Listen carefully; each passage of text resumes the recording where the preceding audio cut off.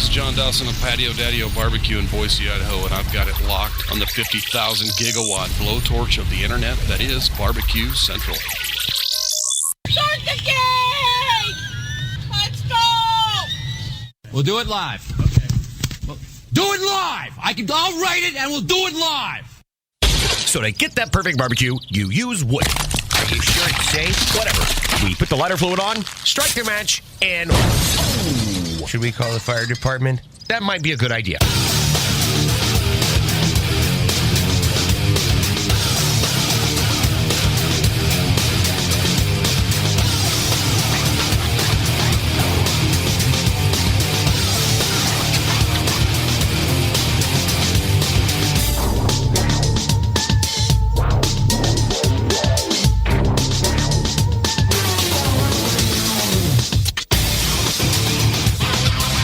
All right, good evening, and welcome to the Really Big Barbecue Central Show. It's the show that talks about all things important in the world of barbecue and grilling, originating from the Rock and Roll Hall of Fame city of Cleveland, Ohio. It is the barbecue capital of the North Coast. I'm your program host, Greg Rempe. Happy to have you aboard here.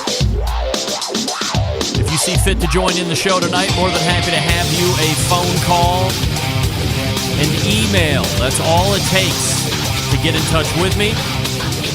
And if you want that contact info, I'm happy to oblige. You can get in touch with the show by calling 216-220-0966. Email Greg at the bbqcentralshow.com. On the Twitter and Instagrams at BBQ Central Show.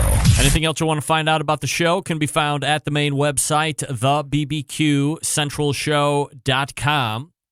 And here's what's happening in case you get the newsletter. By the way, if you're just tuning in for the first time or you don't really listen and pay attention to the open that I talk about each and every week on the show, you can go to my website and sign up for the newsletter. It's not something that I send out 18 times a week and spam your ass and try and get you to buy in stuff or get your info and then in turn sell it to some company that's going to barrage you with Viagra ads and grill ads and all of this stuff. It's merely a once-a-week release right around lunchtime, noon Eastern, giving you a heads up on what's going to happen on the show later that evening. From time to very seldom time, if there is a deal from a show sponsor that is too good to pass up, that I need to press out to you prior to a show on a Tuesday, I will also make use of that. But anybody subscribe to that list, if they're being honest, how many times has that happened even in the last 2 or 3 years? Once? It's just a heads up. For signing up, I give you my homemade barbecue sauce recipe. I think all you have to do is just give me an email. You don't have to put your name if you want to. Maybe it is a name and email. It's a combination of some names and some emails, and as a thank you, you get my homemade barbecue sauce recipe, which from all accounts, not just my account, is fast. It's fantastic. Vinegary, finish, not smoky or anything like that. So if that's your bag, my homemade sauce, it's maybe a good base that you can then change. If you're looking for a blueprint, my sauce, good blueprint, good structure, then you can go ahead and do whatever you want with it from there. It is the second Tuesday of the month, so you know what that means. The creator of the most heavily trafficked barbecue and grilling website on the face of the earth, Meathead from AmazingRibs.com, will join me. Bunch of different things to talk about. Specifically, we will revisit pastrami. We will also revisit corned beef. I believe St. Patrick's Day is coming up quickly. I'm not a huge St. Patrick's Day guy for any number of reasons, but I know most people are. So we'll talk about corned beef, pastrami, differences, how to prepare, techniques, best ways to serve, what kind of bread you want to make, what kind of toast you want to do, what kind of mustard you want to be using, sauerkraut. We're going to hit it all. We'll also talk about lamb. We will also talk about, there was something else. Well, it escapes the mind. But lots of things to get to with Meathead, AmazingRibs.com in the first hour. That's it. Then we'll move to the second hour. He is a social media maven, part of Team Big Green Egg, and a pro staffer at Me Church. Friend of this show. He was on close of last year Jack Arnold will be joining me. We will be talking with Jack specifically about social media security in a very grandiose way, not to give it all away in the open. But we will talk a little bit about that, recount his tragedy of 2019, which ended up being okay, but still a tragedy as it was happening. We'll also talk about some burger preparation. If you follow Jack on Instagram, you know he has dabbled in the burger making situation. Getting pretty good at it, Jack. Also, we'll talk about terrace major cuts. He just started getting into that. We've got some classes that are coming up this weekend. So if you were lucky enough and forward-thinking enough to sign up for one of those, we'll give you a little insight on what you can expect as a consumer and a student of one of his classes. And there may or may not be some type of NASCAR appearance during his second hour appearance as well. So there you have it. Meathead first hour, Jack Arnold second hour. Get in if you want in, 216-220-0966. Greg at thebbqcentralshow.com. I encourage you, if you have questions for Meathead specifically, just go ahead, lob the phone call. I'll put you on. We'll interrupt whatever we're talking about. You can just ask your question, and away you go. I know nobody's actually going to call in. However, I feel obligated to at least put that invitation out to you. We'll put you up. We will answer your questions. If you're being funny, we'll also hang up on you and make fun of you without being able to defend yourself. I hope you do that. So if you want to jump in, happy to have you. All right, let me start here, because I certainly know that this show affords me some opportunities that not everyone gets to experience. For instance, meeting cool people, talking to cool people in the industry, the list goes on. This past weekend, my oldest daughter and I were in one of my favorite cities in the land, Louisville, Kentucky, for a volleyball tournament. The Bluegrass was taking place, as it always does this time of year. And Saturday night, we were invited over to have dinner with the owners of Pit Barrel Cooker, Noah and Amber Glanville. And I want to thank them both for hosting us. We had a great time. Hung out for the better part of 3+ hours or so. And again, had a great time. They have a great home, lots of Pit Barrel Cookers at the ready, of course. Their two sons, Easton and Max, fantastic young men. State ranked. Actually, Easton is a state champion wrestler in his age bracket. Max, a state ranked 7th, I believe, overall in his age bracket.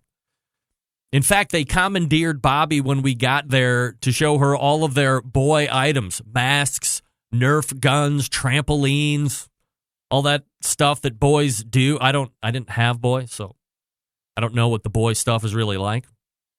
Here's the point of the story. As you have seen, if you follow me on the Twitter and Instagrams, I had lamb for the very first time, and let me tell you, this has been an absolute travesty of my lifetime as I look back. I wish I had gotten on the lamb train well before this past weekend, but I can tell you that I am firmly on that train now and going forward. If you have not tried it, the lamb I had at the Glanville residence was purchased from Costco, so it wasn't some exotic line coming in from France or wherever it is you get lamb. Easily accessible to anyone that has a Costco by them. Simply seasoned. I believe it was the big game rub from Pit Barrel Cooker, and then on one of the pit barrels until like 130 degrees or so. Medium rare, let's call it. And I have to tell you, simply delicious. And I know it was good because my daughter Bobby took a bite off the bone that I was trying initially and then polished off 4 or 5 more bones on her own. So it was good. So thanks again to Noah and Amber, Easton, Max for introducing us to lamb and having us out to their place this past Saturday. Great time. Now, during the dinner conversation, as we're all gathered around the table, inevitably we're talking about how bad steaks can be at restaurants. And their oldest son, Easton, was recounting the last experience they had at a restaurant eating steak. And he came up with a term that I will now be using on this show when I refer to a bad piece of beef So if you hear me drop the phrase cave cow, just know that it is not a good thing. If I say your meat was like cave cow, I might be trying to pass off something other than saying that beef sucks. But know that cave cow is not a good thing. And my man Easton was eating a steak at this restaurant, and Noah asked him how it was. And Easton said, Dad, it tasted like this cow went into a cave and died alone. I shortened it to cave cow. But I mean, what a brilliant description. The steak was so unimpressive that Easton thought this cow went off into a cave alone and then died. And then the beef folks found it and served it up at the restaurant. Awesome. Cave cow. Let's get it to trend. Cave cow. Bad piece of beef? Dude, that's cave cow, man. Hashtag cave cow. Easton, thank you for that term, my friend. All right, before we get to Meathead, let me talk to you quickly about Matt Eads and the new Grill Seeker book. It's a great book, doing great on the pre. I know this because it premiered on the Amazon as #1 release in the barbecue and grilling section. It's called Grill Seeker Basic Training for Everyday Grilling. Let me tell you a little bit about the author. From the battlefields of Afghanistan, Iraq, Somalia, and Bosnia to his state-of-the-art outdoor kitchen, Matt Eads is looking to unite people through grilling. No matter our race, gender, sexual orientation, cultural upbringing, socioeconomic standing, political affiliation, cooking over live fire brings people together. Differences get set aside. That's why you should be pre-ordering your copy of Grill Seeker, Basic Training for Everyday Grilling, right now. The focus of Grill Seeker is to show readers that gourmet grilling doesn't have to be just a weekend activity. With Matt's tips and tricks, you can craft amazing meals and create amazing memories for friends and family every night of the week. The memories and the camaraderie that grilling has created for Matt, dating back to his teen years and throughout his time in the Marines, fuel his desire to spread his passion for outdoor cooking. They're also the reason he started the United by Flame movement on social media. You can follow that with the hashtag United by Flame. Great recipes. I talk to you about them each and every week. You got the garlic-infused ricotta crostini with the grilled grapes, Nashville hot chicken, grilled style. How about those grilled peach boats with mascarpone ice cream? Also, as I had mentioned just a few seconds ago, don't forget the hashtag United by Flame movement. Head to grillseeker.com at the very top of the site, above their logo. Click on the United by Flame link and then check out the page. Don't forget, you can send a picture of yourself grilling at the grill or barbecuing at the pit. Send it to Matt. He'll share it on his page. And now you are a bona fide member of the hashtag United by Flame movement. Again, the book over at Amazon.com is Grill Seeker Basic Training for Everyday Grilling. As a shortcut, you can head to my website, click on the Grill Seeker logo or in the sponsor links as well. And it'll take you right there. You can pre-order it up April 9th. It's ready to drop. Meathead is ready to drop coming up out of the break. Stick around. Be right back.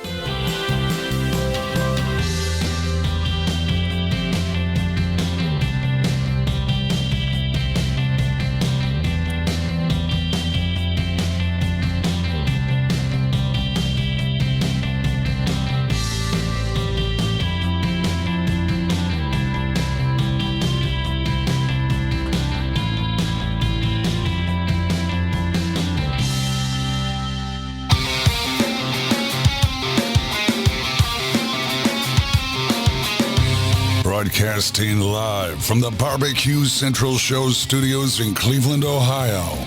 You're listening to the Barbecue Central Show. Once again, here's your host, Greg Rempe. This portion of the show is being brought to you by Butcher Barbecue, makers of award-winning injections, marinades, rubs, seasonings, barbecue sauces, and grilling oils. All of Butcher Barbecue products tested on the competition circuit as well as backyards worldwide. Be the pitmaster of your neighborhood, the king of your cul-de-sac, and visit butcherbbq.com right now. Always trust your butcher. The second Tuesday of the month brings a visit from the guy who created AmazingRibs.com. We race to the hotline and welcome back friend of the show, Meathead. Hey, Meathead. Hey, Greg. Hello, Centralites. How's the rock star of the Rock and Roll Hall of Fame city? We are rocking and rolling as always, Meathead, and we've had some topics that we want to kind of recover. We hit them every so often, especially as St. Patrick's Day rolls around. But before we get into any of that, 2 years ago, oh man, was it 2? Was it 3 years ago? I think we had this conversation when you were on last month when we were sucking back that big magnum of Silver Oak when I was in Chicago for a volleyball tournament. Maybe that's going on 3 years. But you had mentioned specifically, and it stung in my brain, that if you have properly cooked lamb, this is something that literally can change your life. I didn't doubt you. I didn't have lamb that night we were at the Weber restaurant. And as I left, it's just not, maybe almost like turkey. You hear about it. You don't really cook it a lot, but lamb doesn't really have a Thanksgiving, I guess. But it just wasn't on the top of my brain. And then lo and behold, I'm in Louisville, Kentucky this past weekend at Noah Glanville's house, owner of Pit Barrel Cooker. And he had 2, I guess, racks of lamb that you ended up like cutting in the little chops. And I have to tell you, simply prepared, medium rare to internal temperature. And when I sank my teeth into that first bite, I immediately thought of you and how this was what we were going to be leading with coming in on Tuesday. So I'm obviously not telling you anything that you don't already know, but for the folks that aren't experienced with lamb, let's hit on that just a little bit, what you should be looking for, where you should buy it, and then your favorite ways of prep. Well, I got to tell you, Greg, if you're a red meat lover, if you love beef, you're going to love lamb if you get the right cut and you cook it properly. Yep. If you placed me equidistant between a rack of lamb and a beef ribeye, I would die of starvation trying to decide which one to eat first. A ribeye steak comes from the loin primal, the rib primal, and a rack of lamb is the exact same cut, only it's a lot smaller. There's 8 bones, and you cut between the bones, and you get these little lollipops, and they're very small, but they're essentially ribeye steaks from the lamb. And they are as tender and juicy. They do taste a little different than beef, but they're very similar to beef. And if you're thinking they're going to be gamey, you're wrong. Ribeye steaks and ribeye or lamb loin chops, rather rack of lamb chops, are just spectacular and equally wonderful. And you cook them the same way, medium rare. Use a simple rub. You can go with straight salt and pepper. A lot of people like rosemary and garlic on them. I've got a couple of rub recipes on AmazingRibs.com that work great on lamb. But they're fantastic, absolutely fantastic. A lot of people think lamb tastes awful because they had it when they were young, and they probably had mutton, which is old lamb. What does that mean, old lamb? Like old in age, like an old lamb? No, it's from an older animal. Okay. It's from a mature animal. If you go back down to Kentucky and head over to Western Kentucky, where they do lamb shoulder like they do pork butt and many other places, you're getting mutton. You're getting mature animal, and it's cooked to 200 degrees. It's pulled, and it's a whole different animal, and it's a whole different taste sensation. The 2 best cuts on the lamb are the rack of lamb, which is the same thing as a rib primal, which typically on a steak, on a beef, is 7 bones. On a lamb, it's 8 bones, and they're little tiny rib bones, and you can cut between them, and you've got these tomahawk chops. But the trick is to cut them every second bone, so you have double wide, double thickness, and then they're about 1.5 inches to 2 inches thick, and you grill those up. And it's just like grilling up a beefsteak. They're phenomenal. Now, lamb fat. Meathead, let me interrupt you for a second. Do you want to take a phone call?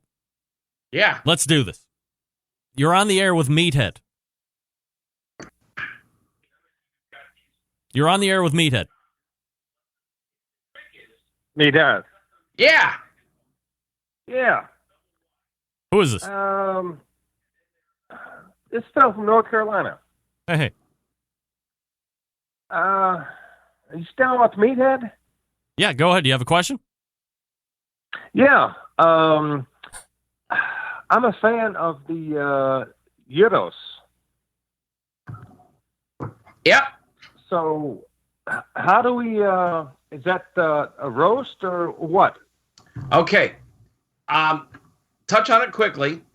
Gyros is ground lamb. Typically, it's ground lamb, ground beef, and ground pork, all mixed together into what is essentially a meatloaf. And it's put on a vertical rotisserie, and it's cooked in front of a gas flame. And it rotates and it rotates. And in the restaurant, they take a thin knife and they slice just the brown surface, and they keep slicing just the brown surface so you get that crusty bit. It is something I have tried to perfect for the backyard barbecue, and it's really hard to do on a regular rotisserie, which is horizontal, because it's ground meat. It's like trying to put a meatloaf onto a rotisserie. It sags and it falls off. On a vertical rotisserie, it works. And I've seen guys who have jury-rigged a rotisserie gizmo so it sits vertical. I'm still playing with it, but it's basically a mixed meat meatloaf cooked on a vertical rotisserie. It's served with a tzatziki sauce, which is yogurt and mint and a few other things. It's wonderful. I love it. I believe it was invented here in Chicago. I'm not 100% sure, but it's a lot of fun, and it does have lamb in it, but it usually is not pure lamb. All right, so you were talking about double wide chops before the gentleman called in. These are rack of lamb chops. Yep. So visualize just like a beef ribeye, a whole rib roast, only smaller, 8 bones. I would say an 8-bone loin chop is maybe 8 inches. And you have to trim off the fat. This is important. Lamb fat is kind of funky. Fat! It is odd tasting. So you trim off most of the fat. I don't like it as well as beef fat. And you don't have to worry about marbling because this is a very small young animal, and it's just really tender, really delicious, and you don't need to have a lot of marbling in it. So you trim off all the exterior fat. Now, the other cut that's really worth paying attention to is the lamb loin chops, which are essentially porterhouse steaks. They have a T-bone in them, and on one side is the tenderloin muscle, and the other side is the strip steak. And these you can get, and they're usually 1.5 inches thick. Oh. And these little T-bones are no bigger than your fist. They're really small, and you cook them really hot and fast. And I have another recipe I do for them, a very quick marinade in balsamic and oil and garlic and rosemary, and they're fantastic. Meathead, from a meat selection or a lamb selection, is this something that is akin to some of the beef that we're seeing out now? Are there different grades, or what you find at Costco is going to be just as good as if you get it somewhere else? No, it hasn't gone that specialized yet. I'm sure there are different breeds of lamb. I'm sure. Usually lamb is a spring dish, spring lamb. A lot of it comes up from New Zealand. They're famous for their lamb down there. You said there's not like turkey for Thanksgiving, but lamb is traditional in many homes for Easter and Passover, which are both spring dinners. In fact, lamb is prescribed as part of the Jewish Passover, although most of the time it's pot roast or something else. But there's one other cut of lamb that's worth discussing, and then another, and that's the leg of lamb. And the leg of lamb is a lot like a pork ham. It can be, it's about the size of a small football. Yep. and it has a bone running through it. It also has what's called the H bone, which is a hip bone. And you can roast it bone in, or you can try to take it out. If you take it out, you get this kind of big floppy thing that you can stuff and roll up, or you can put all kinds of herbs in it and roll it up.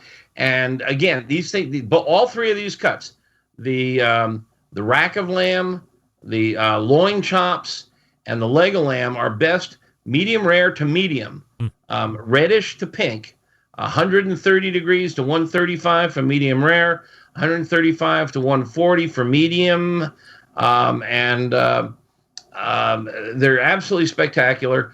A great thing to do with them is a board sauce. If you don't know what a board sauce is, go to AmazingRibs.com and look up board sauce. But basically, it's a bunch of chopped up herbs and some olive oil that you throw on your cutting board, and then you cut the meat on top of it and roll it around in it. And it's shocking. The herbs and stuff don't take over. They really mellow with it. But really, if you've just been skeptical or been afraid of lamb, just go get a rack of lamb or some loin chops. The leg of lamb is a bit of a commitment. It's a big hunk of meat. It's probably 5 pounds or something. But a rack is enough for 3-4 people. Well, so, there were 3, 4, 6 of us at dinner last Saturday. He had 2 full racks of lamb. And he also had 3 strip steaks that he cooked on the pit barrel cooker as well. But his sons are meat eaters, that's for sure. And I think between the 6 of us, we got through everything almost all the way to the end. So, I'd say a couple racks of lamb for a family of 5 that might not be tremendously big meat eaters in general. You're probably going to have some left over even. There's one more lamb cut that I should talk about, and that's ground lamb. And you can also find lamb patties in a lot of grocery stores, and it's just lamb hamburgers. And they're wonderful. I just do the dumbest, simplest thing known to man. My local groceries sell them already pattied out, maybe 1/2 inch to 3/4 of inch thick, 6 ounces, maybe 7 ounces. I just take them out. I give them a sprinkling of salt and garlic powder on both sides.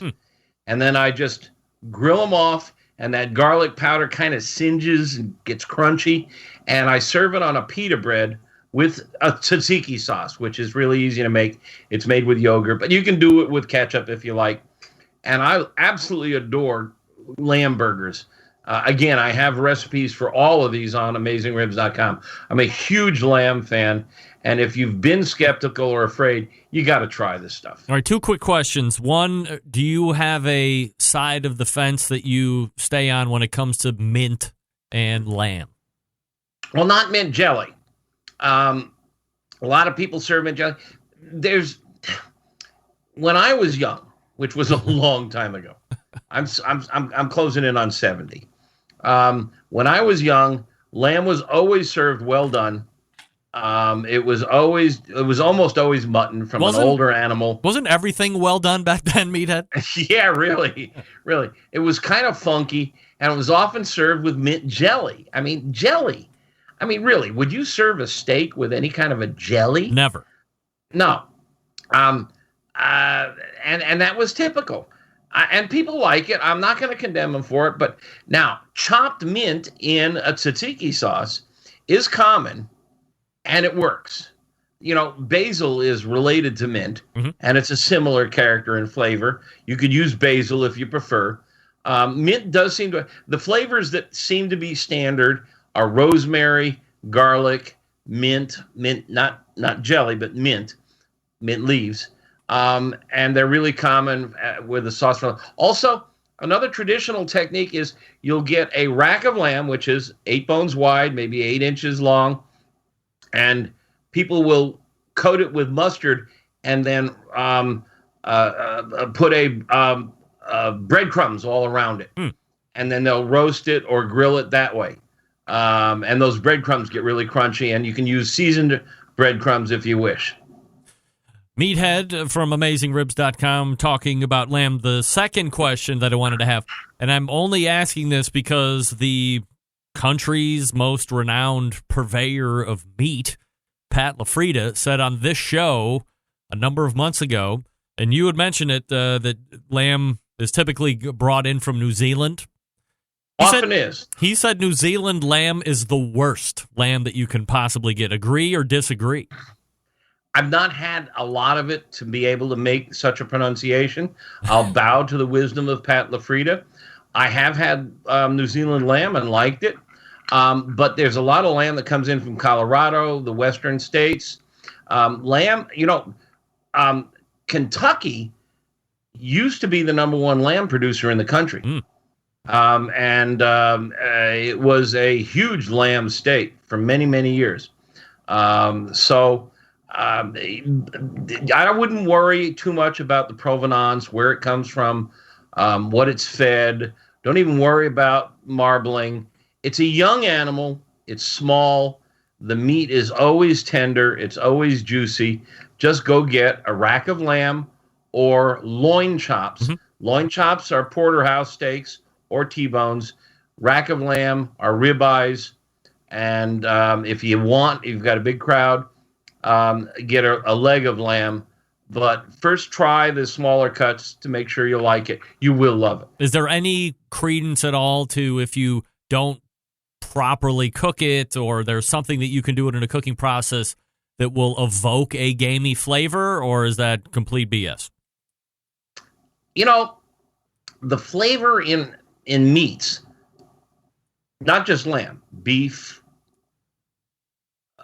pork, often is directly related to what they're fed. I mean, I've had, so-called grass-finished beef that has eaten a lot of sage, wild sage, sagebrush rolling around in Texas, and you can taste it. What happens is these herbs and greenery that they eat gets into the fat, and it flavors the fat, and you can taste it in the fat. So where the lamb is raised, what it's fed, maybe there are lamb aficionados out there who will say, "Oh yeah, you got to have lamb on fescue or something like that." I'll eat it all, man. In fact, I've had this conversation with my niece, one of my wife's nieces. She and her husband, high school teachers, are bringing their kids over in another couple of weeks because we were talking about lamb, and they said they've never really had it. Yeah. And I'm cooking lamb for them. And I know they're going to do backflips because they're beef eaters. Absolutely. We're talking with Meathead from AmazingRibs.com. Meathead, hold on one second here, and then we will pick up the conversation for pastrami and corned beef as we are getting ready to roll into St. Patrick's Day here very shortly. First, I will talk to you about the Barbecue Guru, longest sponsor of this show, and they have always believed that outdoor cooking can be easy and fun, especially with the Monolith Barbecue Guru Edition grill. The Monolith is the world's first temperature-controlled smoker, and it has a built-in power draft fan. This means smarter control, greater freedom with automatic temperature control. Easily choose your cooking time and temperature, and let the Monolith do the work of a sous chef or a barbecue pitmaster with minimal effort. You now have oven-like precision at the grill. You can serve the tastiest, juiciest meals each and every time. Again, if you are looking at the Monolith is a ceramic cooker. So if you're looking at ceramic cookers right now, you are a fan of the Guru products. This cooker already has a power draft fan in it, right in the bottom. If you have a controller already, all you have to do is run the controller down to the bottom of the fan, and away you go. If you want to upgrade the tech, certainly up to you. You go to bbqguru.com and check out everything that they have to offer. If you have any questions, call them 800-288-GURU and ask them all your questions. They will answer them. Then you can be 100% confident as that order is shipped out to you. Again, the website, bbqguru.com, or the phone number 800-288-GURU. The Barbecue Guru continues to be a breakthrough in barbecue technology. We are back with pastrami and corned beef talk with Meathead from AmazingRibs.com. Stand by. We'll be right back. You're listening to the Barbecue Central Show.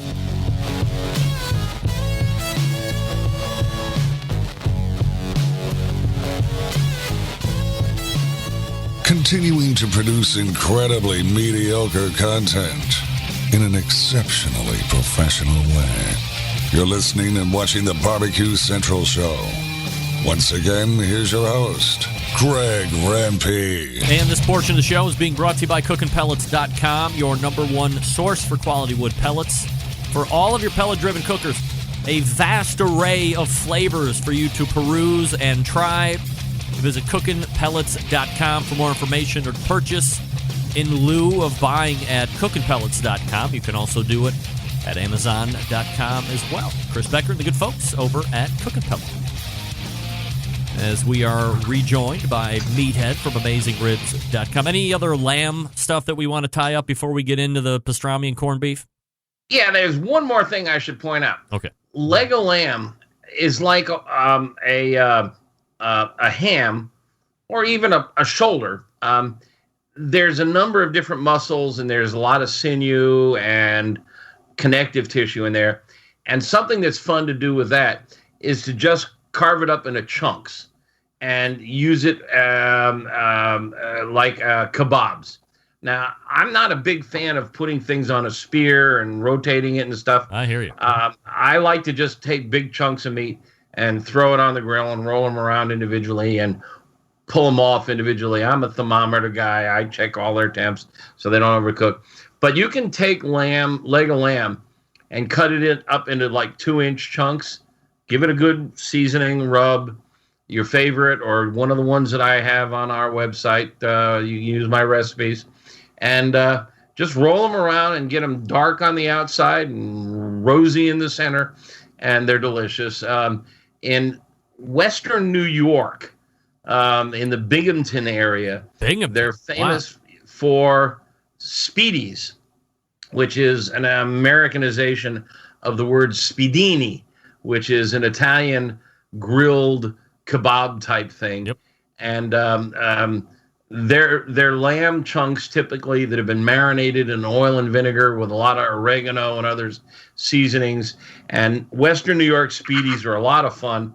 I lived in Ithaca, New York for many years and ate my share of Speedies, and they're huge at the New York State Fair up in Syracuse. But you can make your own. And I have a good Speedies recipe on our website. As we dovetail into corned beef and pastrami, anybody made lamb strami before? I haven't. I bet it'd be good. Would that be good? I bet it'd be good. All right. I've made goose pastrami, and that is wonderful. All right, let's dive in. Let's go. Let's start with corned beef first, because I don't not think that people are going to have pastrami, but I think corned beef kind of rules the day as we talk about St. Patrick's. It does, and it shouldn't. Corned beef is a hunk of beef that has been corned, and corning is just a process of curing. And typically in this country, it's brisket. Often it's a cut called navel. Navel's kind of iffy. There's a lot of connective tissue and fat and sinew in there. But brisket, you know what brisket's like, most everyone out there. It corns up nicely, or it cures. It takes like up to a week. It has to soak in a curing liquid, a brine, with prog powder number 1, which is a salt with a preservative, which turns it pink. It's the same stuff that makes hot dogs pink, and that's what makes corned beef pink. And you can make it yourself at home. I have the technique and the recipe on our website. It's hugely popular, and it's been ripped off and imitated on many websites. If you buy corned beef, you can get your choice. Usually, if you're careful, they come in packages, usually 3 pounds, flat or point. Yep. You know which one to buy. The point. Absolutely. The flat does make really nice, neat slices, but the point is the fattier of the two, and therefore the more flavorful of the two. Sometimes they're combined. You get the point on top of the flat. And when you do, watch, because just like with a regular beef brisket, there's a very thick layer of fat between the two of them, so you're paying a lot for the fat. So inspect your package as best you can and pick whether you want nice, even slices, go for the flat. You want flavor, go for the point. If you've got a combo of the two of them, you're going to be getting a lot of fat. Beware of that. Now, it comes usually in a cryovac or a plastic envelope, and in there is the brine, the curing liquid, and often a lot of herbs and spices. But as we have proven and demonstrated, those things do not penetrate very far. It's the salt that does it. It's the salt that makes it. And usually it's very salty. And it's a really good idea to desalinate this piece of meat somewhat to make it better. A lot of people just throw it in boiling water. Don't boil it. Simmer it. Get the temperature of the water down to 190. You can use your meat thermometer just for this. You want little bubbles, not big bubbles. And when you get those big bubbles, boiling temperature, it's just going to shrink it up. It's going to form a cup. It's going to squeeze out all the moisture. And yeah, even though you're simmering it or boiling it in liquid, you can dry it out. People don't understand. When you make a stew, you can make it really dry by overcooking it or by cooking it too hard. So keep the temperature down around 190, little tiny bubbles, simmer it. It'll tenderize it, and change the water a couple of times. That will pull off some of the salt. It'll be much better if you do that. Now, a lot of people also throw in the meat, the carrots, the potatoes, and the cabbage all at once. That's a mistake. Throw the meat in and let it go for a while. Change the water a couple of times. Keep the water around 190. Bring the meat up to about 190 or fork temperature, a couple hours at a simmer temp. And then, just about an hour before dinner, throw in the carrots and the potatoes. They'll take a little longer than the cabbage, but don't put them in until just an hour or so before serving. That will tenderize them, but it won't turn them into mush. And then a half hour at the most before serving, throw the cabbage in there, and that also will tenderize it, flavor it, but won't turn it into mush. And those are the secrets. And I have the recipe and the technique all in detail on AmazingRibs.com. And just to be clear, when you're talking about changing out the water 2 or 3 times, you're talking about during the cooking process? Yeah. Bring it up to a simmer. Let it simmer for 30, 40 minutes.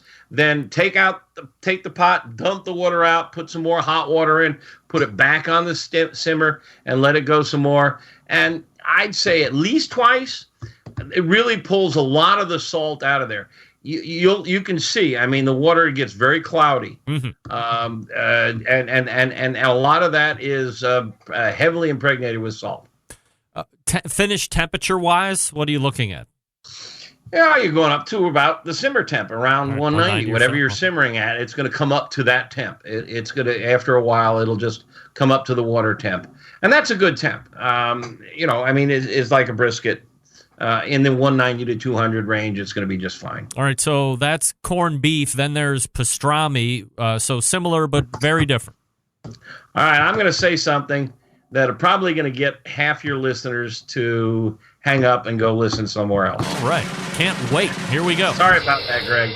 That's fine. But I believe the ultimate expression of the beef brisket, which is the pectoral muscles of the steer, is not Texas brisket. It's pastrami. Wow. Look at you making a bold statement.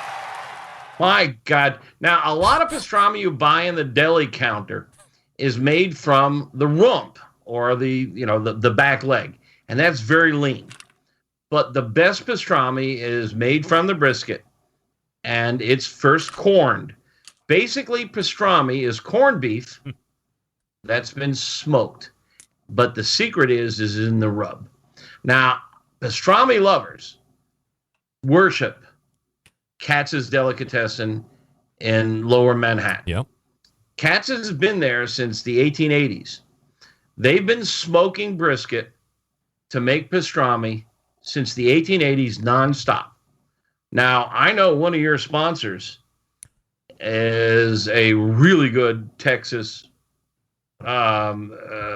brisket cook, also famous for their sausages. Southside Market since 1882. Southside Market, and I love them to death. Yep. And they were founded a little before Katz's. But they went out of business for a period of time. So they have not been continuously making brisket. So I say, technically, the oldest barbecue joint in America is owned by a bunch of Southside Manhattan Jews. Cat's Deli. Look at Cat's this. Deli. Wow. And their pastrami is god awful good. They make it right. They do it right. It's hand sliced, no machine slicing. It's a lot of fun. This is the restaurant that when Harry met Sally, Sally faked orgasm on the camera. Billy Crystal and what's the woman's name? Meg Ryan, I think, is what you're looking for, but I don't seem to recall that scene specifically. Can you give us a little bit of a mind jog, maybe? Let's hear it. No, it was Rob Reiner, the other meathead, directed that movie. Yeah. Meg Ryan was the girl, right? Who? Meg Ryan. That's it, Meg Ryan. Of course. Billy Crystal and Meg Ryan, they're sitting, and they still have a little sign over the table. This is the table they sat at, and you can eat there. And she fakes orgasm, and the woman in the background is looking there, is an older woman, looking at her, going, and she finally looks over. The waiter comes by, and she says, "I'll have what she's having."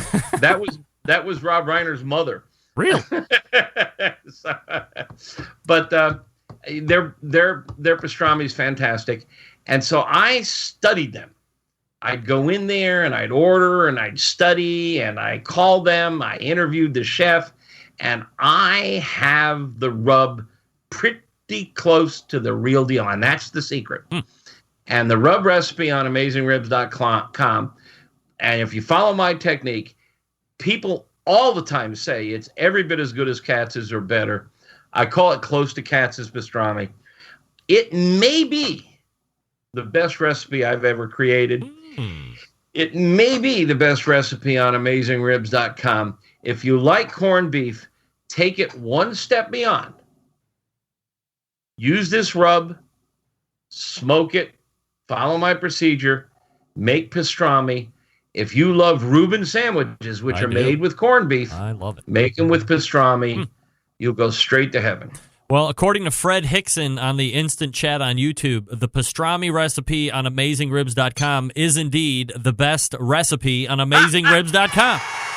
Fred, thank you very much. Just said it. I'll send you your check tomorrow. So is this something that needs to cure up, or can I? So it just so happens, Meathead, that I have those corned beef and those pre-packaged packages in my refrigerator. So do I have to let them cure for a week or two or three or what? Nope. You don't got to do a damn thing. All right. You're going to pull them out of the cryovac.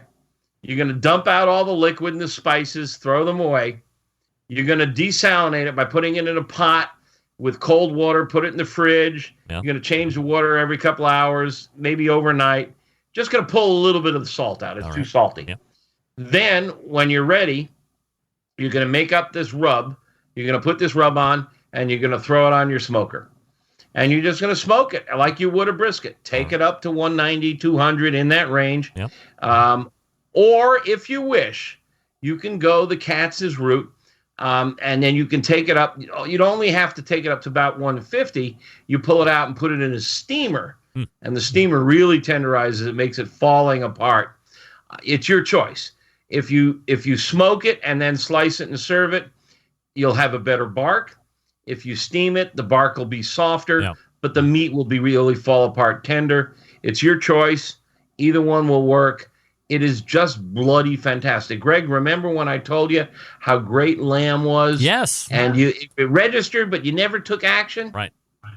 Take action on the pastrami. I will. And like I said, there's two sitting right up in my refrigerator right now, so it will be on top of brain.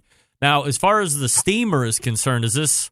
Like, can I use a steaming basket like I have for my big pot or what? Like, I don't have a steamer otherwise, I guess.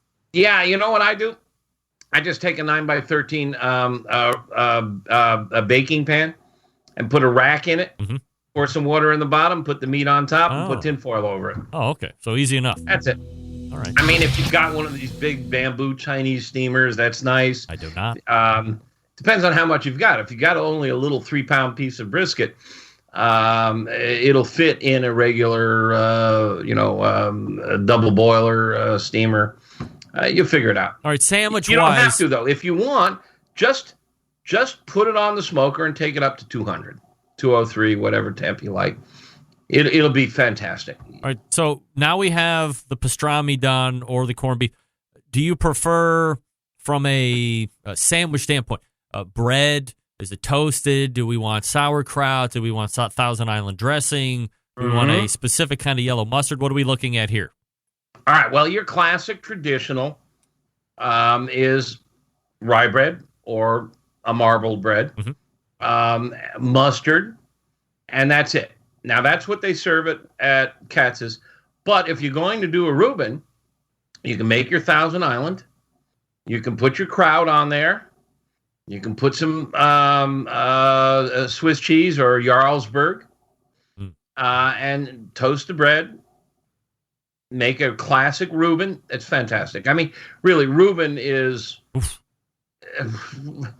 I mean, maybe only peanut butter and jelly is a better sandwich. Yeah, I would even say Reuben's probably got one up on peanut butter and probably jelly. one step up from peanut butter and jelly. It may be the best sandwich in the world. Yeah. And it's just fantastic. Now, I once was asked to do a demo, not a demo. I was asked to serve food at a charity event. And I brought my 36-inch Lang, same one you've got, right? Yep. I brought my 36-inch Lang. I pre-cooked most of the pastrami, and I got those little tiny loaves of pumpernickel. They're just little squares, maybe 3 inches by 3 inch squares.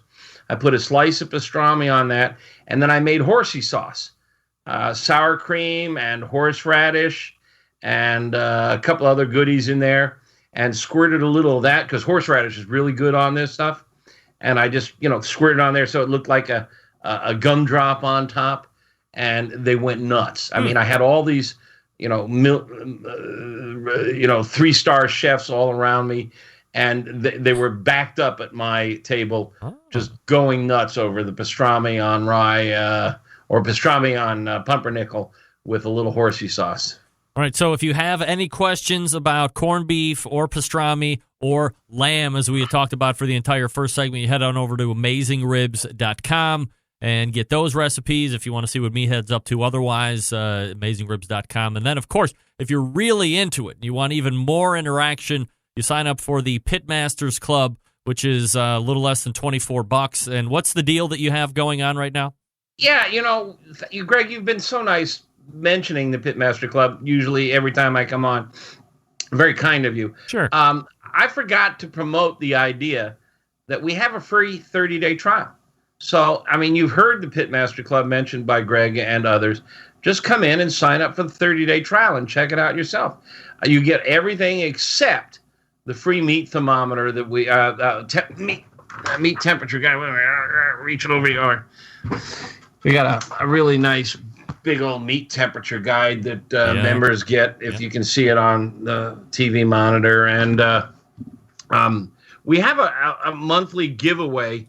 A lot of manufacturers have grills and smokers up to $2,000 worth, and you get to pick the good one, Pit Barrel, Mac, some really good products there. And if you win the lottery, your chances are 1 out of 16,000 members. Yeah. But it's every month. So 1 out of 16,000 times 12. So you've got a pretty good, it's a heck of a lot better than the state lottery, and you can win a $2,000 grill or smoker. You won't be eligible for that if you take the 30-day trial until you pay. But just go to AmazingRibs.com and click on the button that says About the Pitmaster Club and read about the benefits. 5% of our profits, 5% of the revenue, gross revenue, goes to Operation Barbecue Relief. Nice. And we also support smokeless grills for third world nations through the United Nations and a few other things. So cool place. A lot of fun stuff there. AmazingRibs.com, and on the second Tuesday of each and every month for the past 10 years or whatever it's been, Meathead right here on this show. Meathead, always appreciate the time.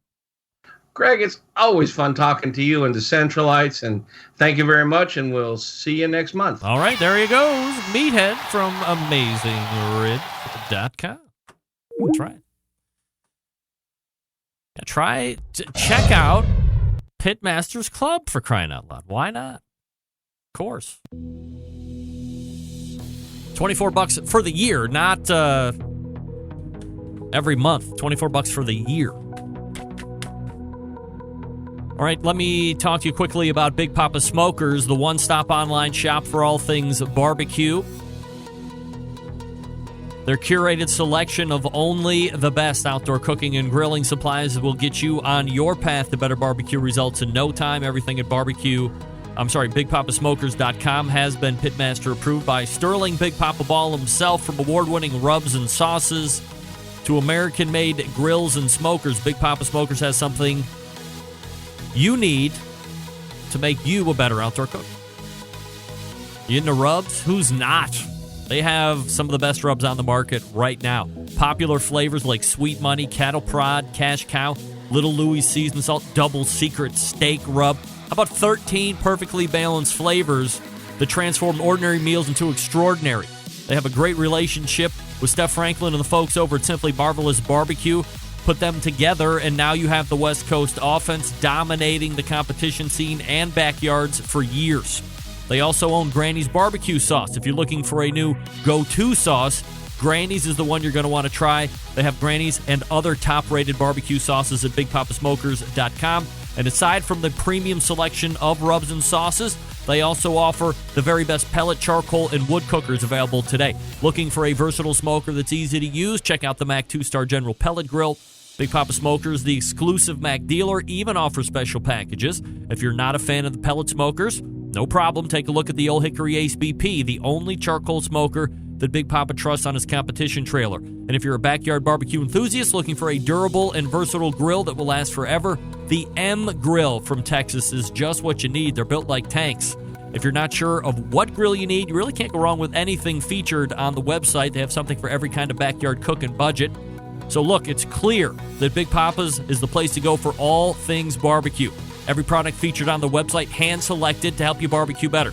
Boost your barbecue skills with the help of Big Papa Smokers, the #1 online barbecue store. Call them toll-free with any questions, 877-828-0727, or shop the website at BigPapaSmokers.com. That's BigPapaSmokers.com. Back to wrap the first hour right after this. Stick around. We'll be right back.